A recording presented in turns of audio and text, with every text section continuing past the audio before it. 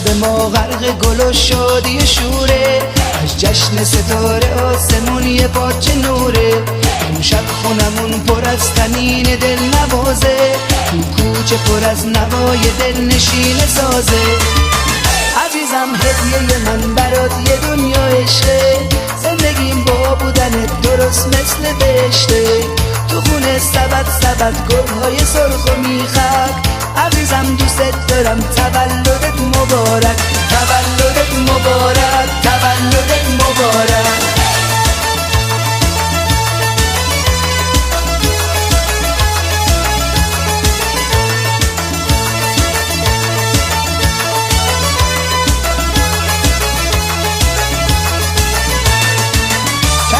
جشن تولد تموم خوبیاست، جشن تو شروع زیبای تموم شادیاست، جشن تو طلوع روز مقدس برام، وقت شکرگزاریه به سوی درگاه خداست.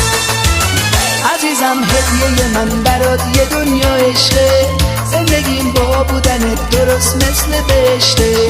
تو خونه سبد گلهای سرخ و میخک، عزیزم دوست دارم تولدت مبارک، تولدت مبارک، تولدت مبارک.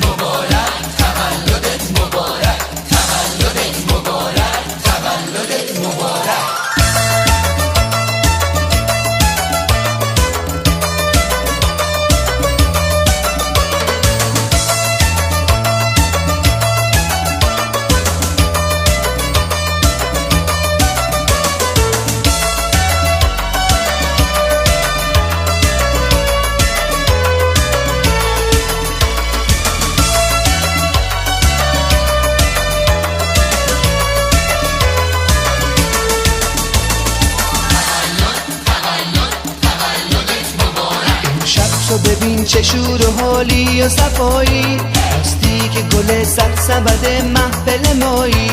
اون شب رو لبا گلهای خنده واسه توست، آرزوی ما بخت بلند در سال توست.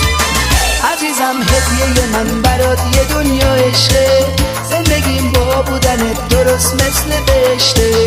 تو خونه سبد گلهای سرخ و میخک، عزیزم دوست دارم تولدت مبارک، تولدت مبارک، تولدت مبارک.